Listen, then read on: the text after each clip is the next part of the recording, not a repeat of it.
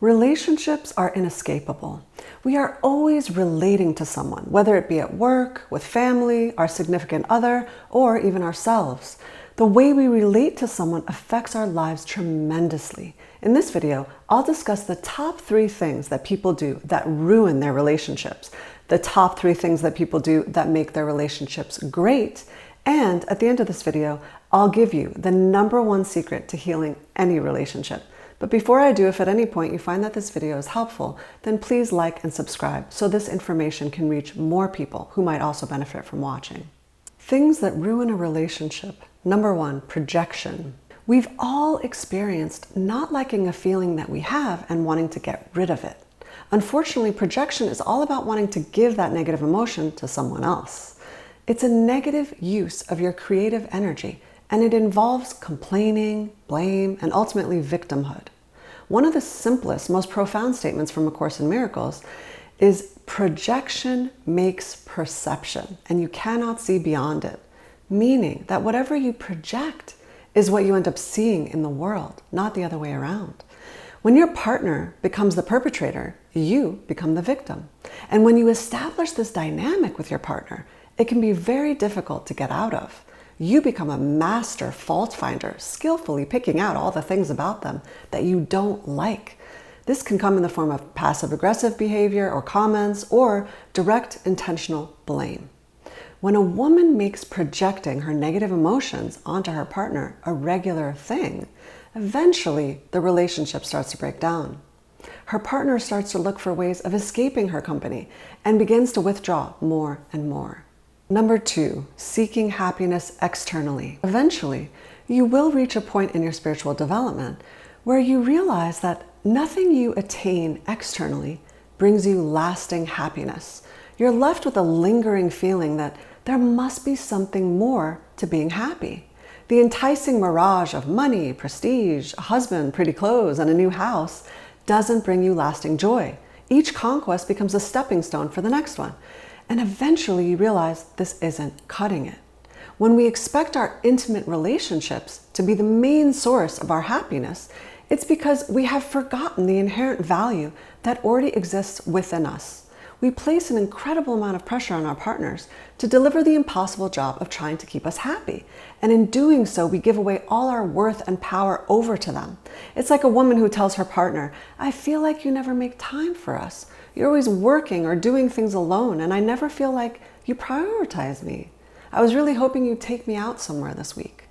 This destroys the relationship because your partner feels that they are constantly failing at making you happy. And eventually, they will find you unattractive because they realize that you have no sense of self-worth or sense of who you are because you're expecting them to make you happy. In truth, no one ever makes you feel a certain way. #3, trying to change someone. Have you ever tried to change someone? Did it ever work? When we attempt to change someone, what we're really saying to them is, "I love you, but I just need you to be different."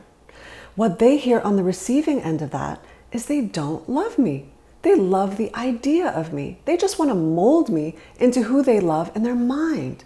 Your love becomes conditional, and your partner becomes defensive and feels stifled.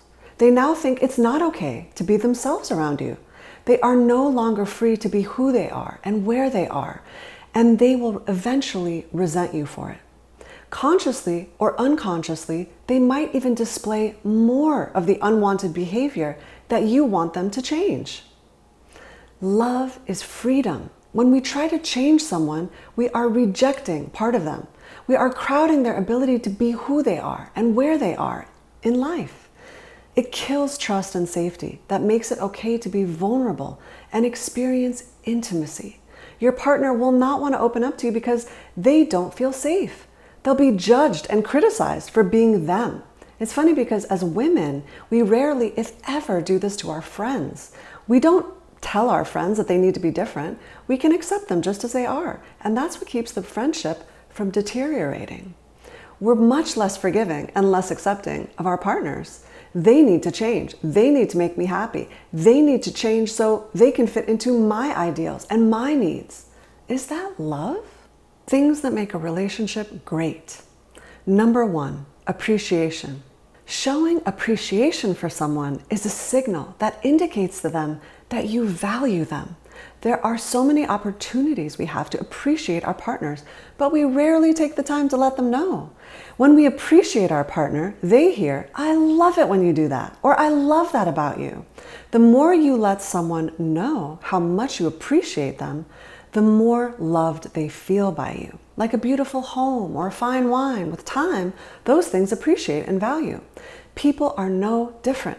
When you appreciate someone, the person you appreciate becomes more valuable to you. And they sense that and love being around you. When relationships begin to deteriorate, you will notice that there is very little, if any, appreciation left. It's as if one or both people feel that there is nothing left in the relationship that has any value. Number 2, thoughtfulness. Being thoughtful involves having a good deal of awareness. Without awareness, being thoughtful is going to be difficult because you need to be able to tune in to the needs of your partner. Being thoughtful also requires that you have enough of your own self-worth and self-understanding that you have something to give. Thoughtfulness is simply taking the time to show your partner that you care about them. When a man is thoughtful to the woman he's with, there's a sense of commitment that the woman feels from him. It can be something really, really small, like a sweet little note, but it goes a long way for most women. It also really helps to keep the romance alive when you're in a long-term relationship. The romance usually goes after the honeymoon phase, and romance and thoughtfulness are synonymous. Just look at people whose relationships are dull and devoid of romance. They are definitely not making an attempt to be thoughtful, whereas thoughtfulness abounds in the beginning of a relationship. The beauty of thoughtfulness is that it doesn't have to involve a great deal of effort, time, or resources. Being thoughtful can be as simple as sending someone a text that says, "Thinking of you." Number 3, giving your partner space. What I'm about to tell you is probably the cream of the crop as far as relationship advice goes. If you want a more in-depth explanation of what it means to give someone space, you can watch my video titled "Change Your Relationships." In a nutshell, giving someone space is letting someone be. When you're in a relationship with someone, this means you give that person total freedom to be who they are, where they are, without trying to change them in any way. Trying to change someone is one of the worst offenders when it comes to destroying a relationship. Its opposite is learning how to give your partner space. When your partner is doing something that you don't like, you have one of 2 decisions to make. If you want to act from a place of empowerment, you either accept it or leave. Trying to change it is a complete waste of your time and energy. This is hard for most people to wrap their heads around because most people are in a constant state of trying to change something about their life, themselves, or a situation. Have you ever noticed that the people that are the most non-judgmental and accepting are the ones that everyone has an easy time opening up to? You might find them saying things like, "Hannah told me all about her abusive childhood yesterday." It's because that person is really good at giving people space. The reason why people love being around someone who is non-judgmental and accepting of them is because they can relax around that person and be who they are. They have the space to be themselves fully. This is such a gift to the person you're with because you don't need them to be a certain way. You figured out how to plug into your own power source inside of you, and both of you are free. 2 people can now come together who are fully whole and fully in their own space. This kind of relationship is about sharing their life with one another, not about getting things from one another. The number 1 secret to healing any relationship. On this channel, I speak a lot about letting go, but it's not a phrase that most people enjoy hearing. It usually conjures up negative images of loss, grief, and surrender, things almost everyone wants to avoid. But what are some of the things that are positive about letting go? What are some of the things that are inherently releasing? I can think of several, but the one thing that involves letting go and heals all relationships is forgiveness. Forgiveness is about choosing love above everything else. Forgiveness is the salve that heals all wounds, And the greatest wound to heal in a relationship is always your own.